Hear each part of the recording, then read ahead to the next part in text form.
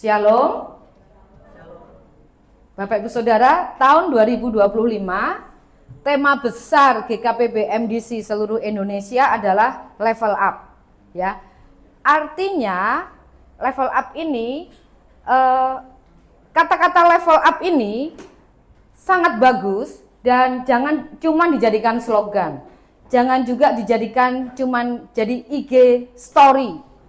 Level up, kita mau buat kaos, juga ada tulisan level up. Jadi tulisan level up jangan hanya sebagai tulisan biasa-biasa saja, tapi tahun ini kita mau alami level up. Saya percaya setiap kita dalam kondisi normal, kita tentu ingin mengalami level up. Apa sih level up itu? Di dalam bahasa sederhananya, level up itu kamu jangan gitu-gitu aja. Coba senggol sebelahnya, kamu jangan gitu-gitu aja. Jadi karyawan jangan gitu-gitu aja. Jadi murid, jadi mahasiswa jangan gitu-gitu aja. Jadi ibu rumah tangga jangan gitu-gitu aja. Jadi orang Kristen pun jangan gitu-gitu aja. Jadi kalau kita benar-benar tahun ini mau ngalami level up, tadi saya bilang tidak cukup dibuat story, tulisan, tapi kita harus punya niat, punya komitmen, ada tindakan nyata. Karena kalau tidak, level up itu tinggal slogan, pemanis tahun ini. Dan level up itu pasti kehendak Tuhan. Betul? Tuhan kan ada di firman-Nya, kamu akan naik dan tidak turun. Itu level up. Kamu akan menjadi kepala dan bukan ekor. Kamu akan menjadi berkat. Ini tidak selalu bicara soal uang. Kalau di Mazmur 84 ayat 7 dikatakan, berbahagialah orang yang kekuatannya di dalam Tuhan. Ia berjalan makin lama makin kuat. Firman Tuhan tidak bicara tentang anak muda, tidak bicara tentang usia. Usia berapapun, kalau kekuatan kita di dalam Tuhan, ia berjalan makin lama makin kuat. Itu level up. Tidak makin lama makin loyo. Kemudian di Amsal 4 ayat 18 dikatakan, tetapi jalan orang benar itu seperti cahaya fajar yang kian bertambah terang, bukan bertambah redup. Cahaya kita bertambah terang, itu namanya level up. Kalau kita level up, kita pasti memenuhi kehendak Tuhan. Dan kebalikannya, apa kehendak iblis? Level down, merosot, tidak ada progres, stuck. Itu kehendak iblis. Jadi kalau kita tambah lama, tambah merosot, tambah mundur, kita memenuhi kehendak iblis dalam hidup kita. Jadi pilihannya ada di dalam diri kita sekarang. Kita memilih mau memenuhi kehendak Allah atau kehendak iblis. Kehendak siapa yang mau kita ikuti? Dan saya mengutip apa yang saya sampaikan di Shine, Bapak Ibu Saudara. Kalau di awal tahun kita selalu ngomongnya Happy New Year, Happy New Year. Pasti bukan Happy Same Year, ya kan? Jadi kalau kita masuk ke tahun yang baru tetapi membawa yang lama-lama, nanti jadinya Happy Same Year. Kita bawa sakit hati kita yang lalu, kekecewaan yang lalu, cara-cara hidup yang lalu kita bawa-bawa masuk ke tahun baru, jadi sama saja, ini bukan tahun baru lagi. Dan kalau kita masuk ke tahun yang baru, kita harus siap tanggalkan yang lama, kita lepas yang lama dan kita pakai yang baru. Kita pakai yang baru, contohnya seperti kita pakai baju. Kita kalau pakai baju baru, kita lepas dulu yang lama, baru kita pakai baju baru.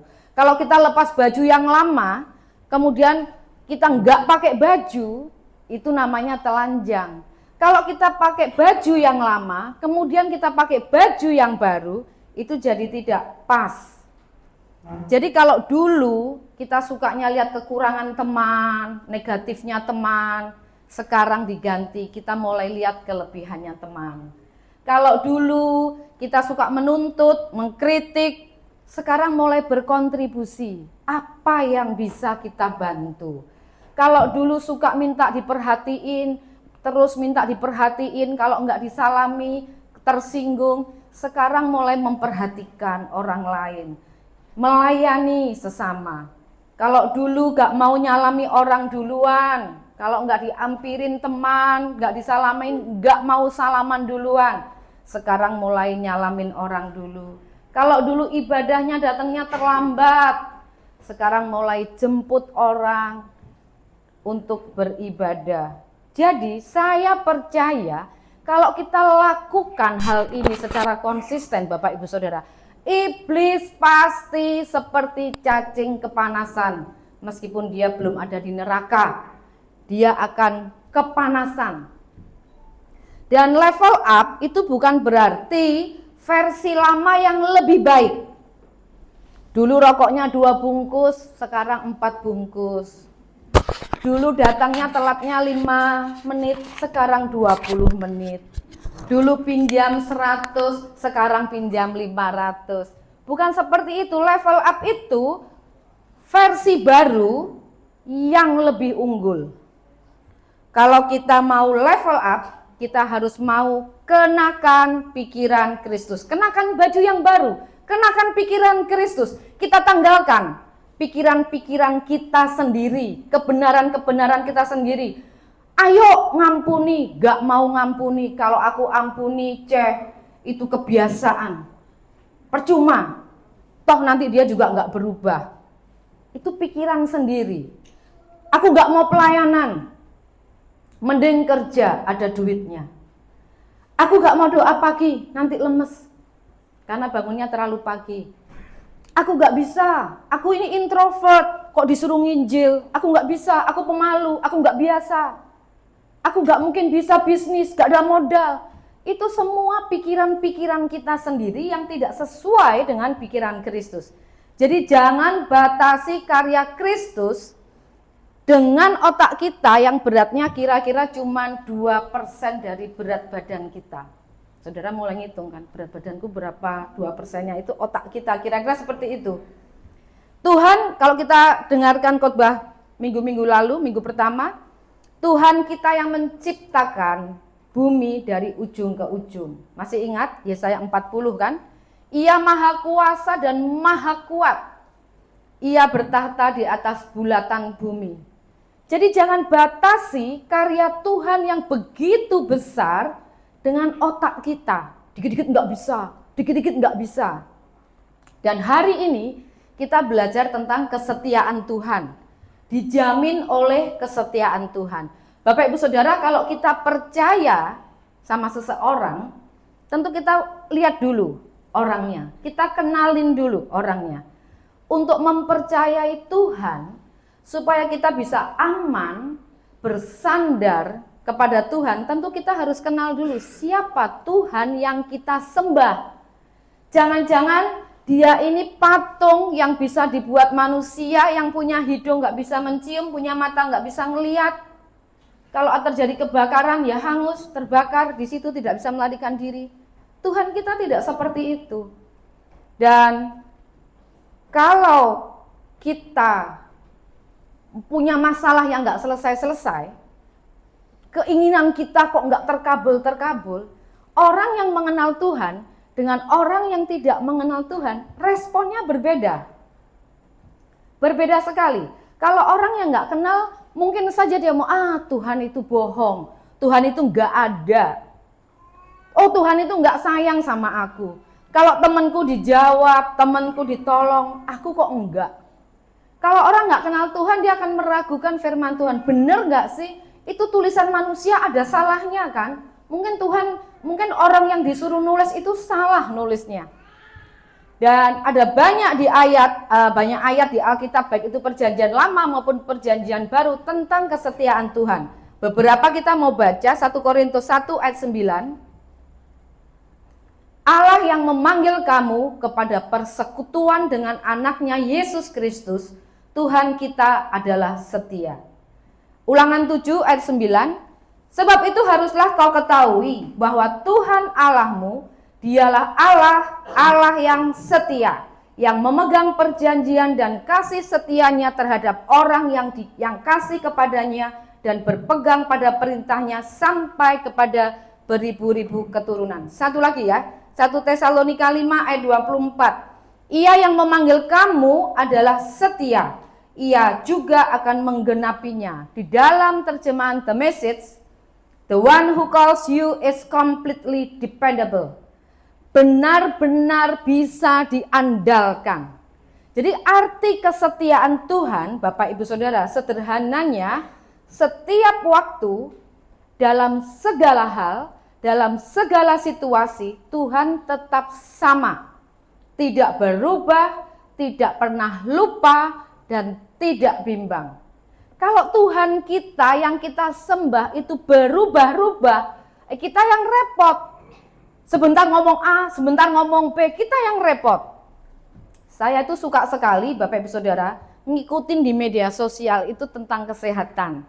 Ya, ada dokter ngomong sarapan yang bagus, sarapan yang terbaik adalah tidak sarapan. Saya anut, saya tidak sarapan, berjuang, kalau bangun tidur lapar saya alihkan dengan nge-gym, dengan berenang, menunda supaya tidak sarapan. Ada dokter lagi yang lain di TikTok juga, sama-sama dokter, dia ngomong kita ini harus sarapan. Lah saya kan bingung yang mana yang benar. Ada dokter yang satu ngomong kalau nyeri di lutut kita harus tetap latihan otot. Saya ikut leg press rutin. Dokter yang lain nggak boleh, harus bersepeda, sepeda statis maksudnya, dan berenang. Saya bergantilah sepeda statis dan berenang. Jadi bingung juga, kadang A, kadang B, lah semuanya juga dokter, semuanya juga banyak pengikutnya. Jadi bingung. Untungnya Tuhan kita kan tidak seperti itu. Jadi Tuhan yang kita sembah tidak berubah-ubah. Dan kalau Tuhan itu benar-benar setia, Bapak Ibu Saudara, kalau Tuhan itu dikatakan setia, dia harus punya satu yang namanya dia harus maha kuasa. Dia harus maha kuasa. Karena apa? Karena dia kalau tidak maha kuasa, dia tidak sanggup menepati janjinya. Kalau saya janji sama Nia, nanti aku mau belikan kamu mobil. Waduh, ini nggak ada kuasa untuk menggenapi. Jangankan mobil, sepeda motor pun tidak bisa.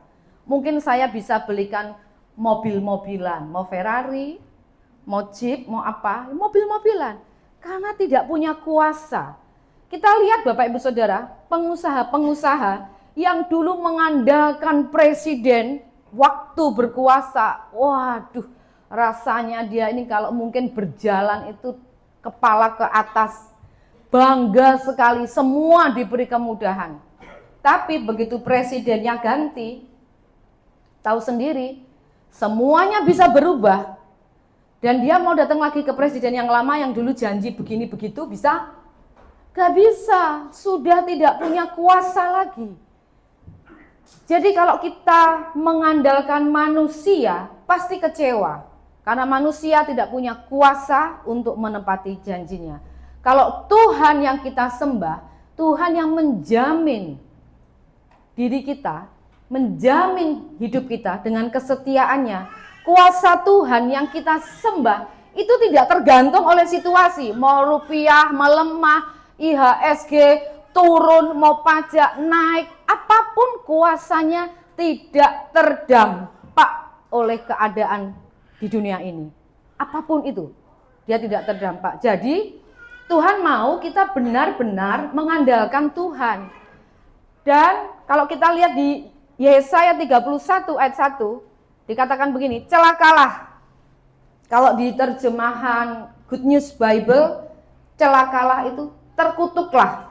Orang-orang yang pergi ke Mesir minta pertolongan, yang mengandalkan kuda-kuda, yang percaya kepada keretanya yang begitu banyak, dan kepada pasukan berkuda yang begitu besar jumlahnya, tetapi tidak memandang kepada Maha Kudus, Allah Israel, dan tidak mencari Tuhan. Yang kedua, Yeremia 17 ayat 5. Beginilah firman Tuhan, terkutuklah orang yang mengandalkan manusia, yang mengandalkan kekuatannya sendiri dan yang hatinya menjauh daripada Tuhan. Ayat 7, diberkatilah orang yang mengandalkan Tuhan, yang menaruh harapannya kepada Tuhan. Jadi seringkali orang itu kalau masih sanggup, masih mampu, dia akan mengandalkan dirinya sendiri. Kalau dia masih punya orang tua, punya teman yang punya modal, dia masih andalkan orang. Tapi Tuhan melalui firman ini mengingatkan, terkutuklah orang yang mengandalkan manusia, mengandalkan kekuatannya sendiri. Bapak Ibu Saudara, apa bedanya menyerah dan berserah? Tipis ya, menyerah dan berserah. Kalau menyerah itu keputusan kita untuk tidak berusaha apapun. Keputusan kita untuk tidak berusaha apapun karena sudah pesimis dan karena sudah tidak ada kesanggupan lagi. Jadi kalau masih punya simpanan di bank, dia akan berusaha. Kalau dia masih punya teman yang bisa diutangi, dia akan datangi temannya dan masih mau berusaha. Tapi kalau semuanya, sumbernya sudah nggak ada, dia sudah tidak mau mencoba lagi. Banyak kan orang yang seperti itu, dia andalkan diri sendiri, terus akhirnya menyerah. Tetapi banyak orang Kristen gini, kalau dia sudah babak belur, dia datangnya ke pendeta, minta konseling sama pendeta. Taunya pendetanya cuma doain, pulangnya ngomel lagi, ya nggak dibantu, cuma didoain. Lah pendeta bisa apa? Ya cuma doain, gitu kan? Sudah babak belur, baru datang. Nah kalau berserah, itu keputusan yang kita ambil untuk percaya kepada Tuhan dan mempercayakan diri kita ke depannya kepada Tuhan. Tidak peduli apapun keadaan kita. Berserah adalah keputusan yang kita ambil untuk percaya kepada Tuhan dan mempercayakan hidup kita ke depan kepada Tuhan, tidak peduli keadaan kita sekarang.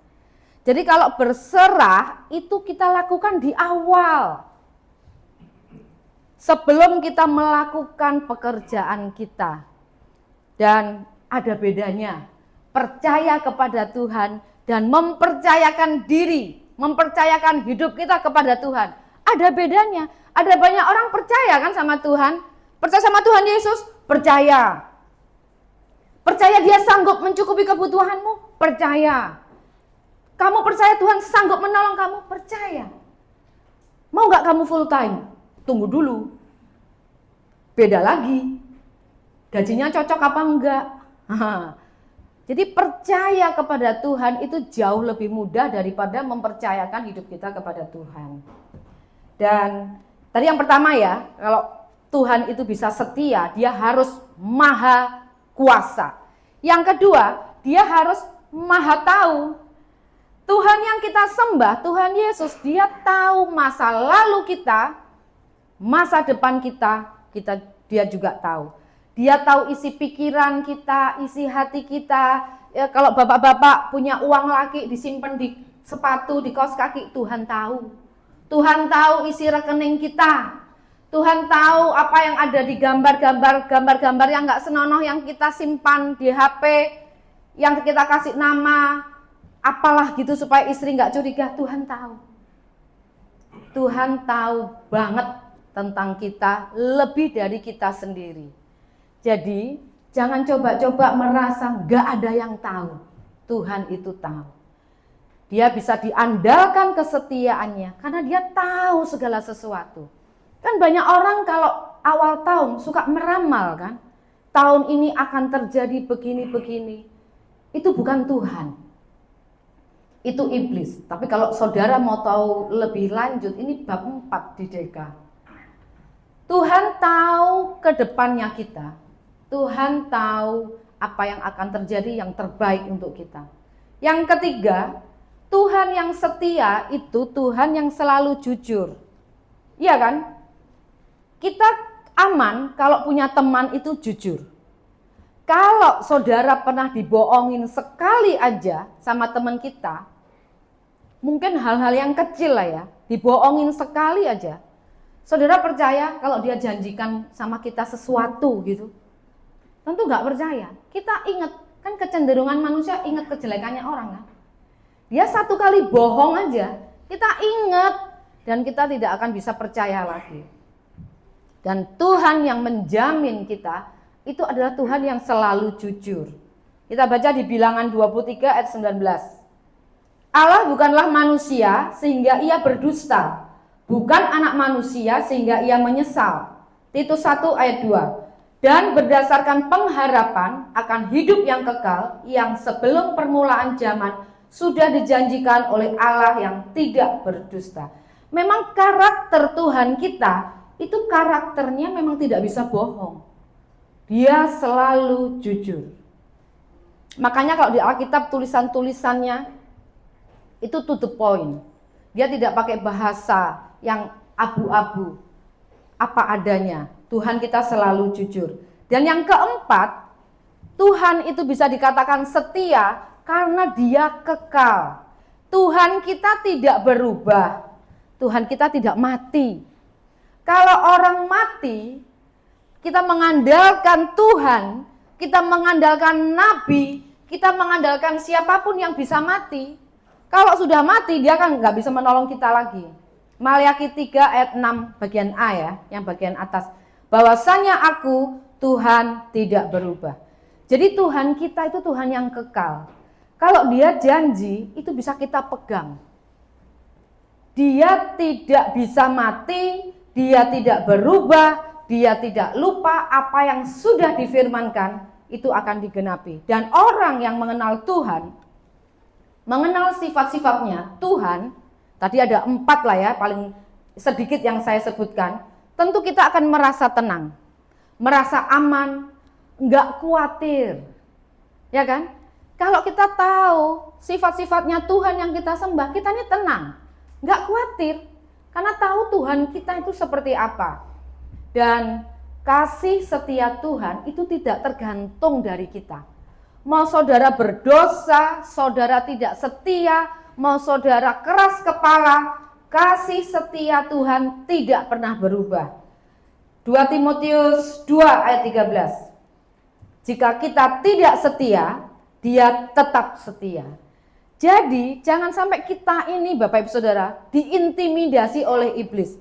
Begitu kita sudah mulai keluar jalur, kita mulai jatuh di dalam dosa, langsung kita merasa, oh Tuhan itu jauh.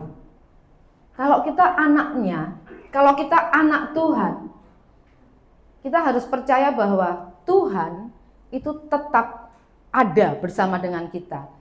Dosa yang kita buat tidak membuat Tuhan itu jauh dari kita. Kita yang menjauh dari Tuhan. Karena apa? Karena kita dengarkan intimidasi iblis. Kamu gak layak, kamu gak pantas. Dan atribut Tuhan tadi ya, maha tahu, maha kuasa, dia selalu jujur, dia Allah yang kekal. Maka kalau kita berfirman, kalau dia berfirman, Bapak Ibu Saudara, percaya, lakukan. Contohnya misalnya di Roma 10 ayat 9 dikatakan, orang yang mengaku dengan mulut bahwa Yesus adalah Tuhan dan percaya dalam hati Allah membangkitkan dia dari antara orang mati. Percaya saja dan lakukan. Dia bisa dipercayai. Kalau Tuhan berfirman, carilah dahulu kerajaan Allah dan kebenarannya, maka semuanya akan ditambahkan kepadamu. Percaya saja dan lakukan. Dia tidak berubah. Kalau dia sudah ngomong, dia sudah tulis, dia akan genapi. Kalau dia berfirman di Mazmur 1 ayat 1 sampai 3, orang yang tidak duduk dalam kumpulan pencemooh, orang yang kesukaannya siang malam merenungkan firman Tuhan, seperti pohon yang ditanam di tepi aliran air yang akan berbuah pada musimnya, daunnya tidak pernah layu, apa saja yang diperbuatnya berhasil. Percaya dan lakukan. Bapak Ibu Saudara sudah tidak perlu bingung lagi, ini panggilanku atau bukan ya? Ini Tuhan maunya apa ya? Tuhan katakan kalau kita mengasihi Tuhan, merenungkan firman Tuhan siang dan malam, apa saja, meskipun bukan calling saudara, apa saja yang kita lakukan berhasil. Saudara bisa percaya ini dan saudara lakukan. Tuhan tidak pernah mengubah-ubah janjinya. Salah, udah terlanjur ditulis nih. Salah, hapus, ganti. Enggak ada. Tuhan kita enggak seperti itu. Nah, orang sering mempertanyakan, benar enggak sih janji Tuhan itu? Kalau aku melakukan ini, aku sudah melakukan itu, kok enggak ada apa-apa ya? Enggak ada perubahan. Dan saudara, kalau berkat, katakanlah uang, itu menjadi fokus kita waktu kita ikut Tuhan. Kesuksesan di dalam hidup, pekerjaan apapun, kalau itu menjadi fokus kita di dalam mengikut Tuhan, saudara salah besar. Kita diselamatkan oleh Tuhan, fokus kita dan tujuan hidup kita serupa dengan Kristus. Bukan untuk menjadi kaya dan diberkati, tetapi serupa dengan Kristus. Kesehatan, uang, keberhasilan, apapun itu efek atau bonus yang tidak perlu kita kejar.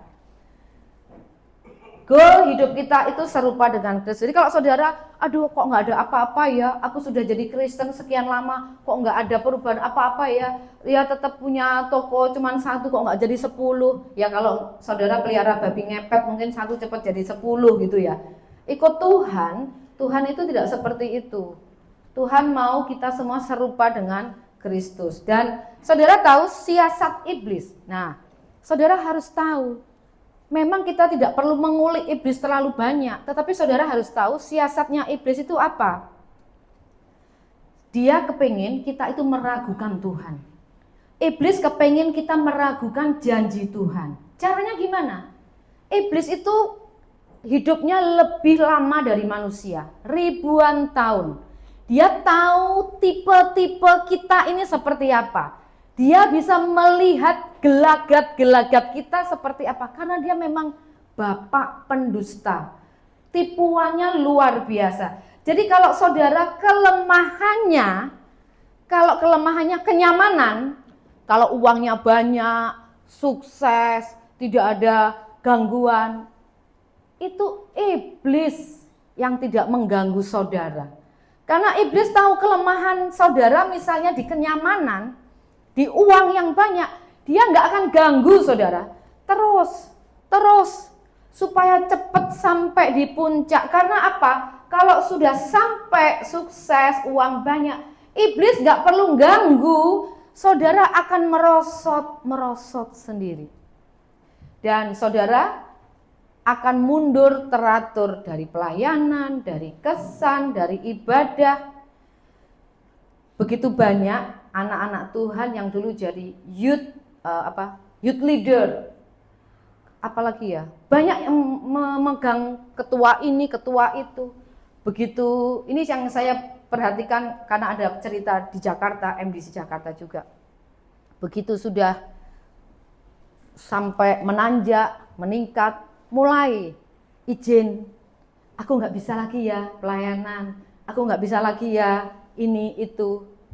Iblis tidak perlu mengganggu, justru iblis biarkan, karena di situ kelemahan kita. Gini loh saudara, kalau iblis tidak bisa membuat kita jatuh dalam dosa, iblis akan membuat kita sibuk. Perhatikan, iblis akan membuat kita sibuk. Karena orang kalau sibuk, dia tidak punya waktu berelasi dengan Tuhan. Hidup tidak dekat dengan Tuhan, lama-lama jenuh, lama-lama lesu, lama-lama kosong. Mereka datangnya tidak kepada Tuhan, tidak kepada komunitas orang-orang percaya, tetapi mereka cari kesenangan di luar. Yang dulu biasa happy-happy, kumpul di kesan, happy kalau ibadah, bisa ngobrol, kalau sudah sukses, sudah sibuk, merasa kastanya sudah berbeda, sudah tidak semasukan gitu. Jadi ada banyak kelemahan-kelemahan kita tentang kenyamanan ini menjadi sasaran iblis. Jadi jangan bangga dulu kalau diberkati. Oh ini berkat Tuhan. lihat dulu hasilnya. Kalau dari Tuhan, kita akan semakin naik, semakin menjadi berkat, semakin cinta Tuhan, semakin berapi-api untuk Tuhan. Berkat yang datang begitu banyak tidak mempengaruhi sama sekali kedekatan kita dengan Tuhan. Kedekatan kita dengan Tuhan bisa kelihatan dengan cara kita melayani sesama. Tetapi kalau kelemahan kita, gak tahan penderitaan, suka ngambek, ikut Tuhan mau cari berkat, iblis juga tahu. Jadi saudara akan diganggu. Saudara tahu Daniel itu pernah doa dan doanya langsung dijawab sama Tuhan. Tetapi Lucifer itu menghadang doanya. Di alam roh, Lucifer itu menghalangi doanya untuk nyampe sehingga terjadi peperangan di alam roh. Jadi iblis bisa mengganggu supaya kita tidak menerima berkat, supaya dengan begitu kita akan kecewa dan akhirnya meninggalkan Tuhan. Ikut Tuhan. Kalau ikut Tuhan itu doanya lama dijawab. Ada yang bilang kalau baru terima Yesus doanya cepat dijawab. Kalau sudah lama jadi orang Kristen lama, katanya gitu. Kayak Tuhan itu mau kayak manusia aja. Kalau baru jor-joran, kalau lama mulai pelit. Enggak, Tuhan tidak pernah berubah, Tuhan sama. Yang berubah itu kita yang semakin menjauh atau mendekat. Dan kalau misalnya saudara tahu sudah mengembalikan persepuluhan dengan jujur, sudah melayani, sudah taat, sudah ikut kesan, sudah doa pagi dengan rajin, tahunnya kita ngalami yang gak enak juga. Alah, sama aja. Ada orang yang berpikir aku sudah begini, kok tetap yang aku alami yang gak enak. Mungkin dicuri pembantu, mungkin mobil ditabrak orang, segala macam yang gak enak yang terjadi. Saudara harus tahu, kalau kita sudah melakukan semuanya, bahkan kita sudah memanage keuangan kita dengan bijaksana, tetapi diserang oleh iblis, mengalami kerugian dan sebagainya, saudara harus tahu kita mengalami spiritual attack. Kita sedang mengalami serangan rohani. Dan itulah kenapa orang Kristen itu harus selalu mengenakan perlengkapan senjata perang. Seperti yang ditulis di Alkitab, ketopong keselamatan, berbaju sirah, iman, pedang roh, dan sebagainya. Kita orang Kristen, kalau kita ikut pelajaran HB, seperti di kapal perang, bukan kapal pesiar. Kapal perang artinya kita ini selalu siap, sedia, seperti prajurit, bukan cari kenyamanan. Jadi kalau kita diserang seperti itu, kita sudah lakukan A, B, C. Jangan meragukan Tuhan, jangan meragukan janji Tuhan. Kita harus melakukan peperangan rohani. Dan iblis lama-lama males ganggu kita. Karena sudah tidak mungkin kita bisa dikalahkan. Apapun yang terjadi, kita tetap percaya kepada Tuhan. Itu yang membuat iblis benar-benar gak tahan lagi sama kita. Jadi Tuhan itu bisa memakai segala situasi, Bapak Ibu Saudara, untuk membentuk kita, untuk kebaikan kita, mendewasakan kita, untuk memurnikan kita. Dan minggu depan kita sudah masuk ke bulan Februari. Saya undang pemain musik dan WL Singer. Jangan biarkan waktu yang sudah 1 bulan ini terlewati, Bapak Ibu Saudara, dan saudara masih tetap seperti tahun lalu, yang nggak bisa bangun pagi ya tetap nggak bisa bangun pagi, yang nggak pernah kesan ya tetap nggak pernah kesan. 1 bulan ini sia-sia, percuma. Jangan yang kesan jadi nggak kesan, yang pelayanan jadi nggak pelayanan. Saudara benar-benar hidupi firman Tuhan ini, mumpung masih bulan pertama selesai, sebenarnya saudara sudah terlewat 1 bulan. Jangan sampai bulan 2 pun kita terlewat begitu saja, tanpa kita mengalami level up. Jangan ragukan kesetiaan Tuhan, apapun yang terjadi. Toh kita itu bisa melewati toh sampai tahun 2025. Kalau dulu kita bergumul dengan masalah kehidupan, toh terlewat juga. Karena Alkitab itu, firman Tuhan katakan, Tuhan itu setia. Kalau saudara merasa saudara masalahnya tidak selesai, itu karena saudara kepingin Tuhan itu ngikuti maunya saudara. Karena saudara tahu Tuhan itu punya cara untuk menjawab setiap doa-doa kita. Setiap kita diproses sendiri-sendiri dan waktunya berbeda-beda. Karena Tuhan ingin supaya setiap kita waktu diberkati tidak jatuh, tetapi kita semakin serupa dengan Kristus. Kita naikkan pujian ini dengan sungguh-sungguh.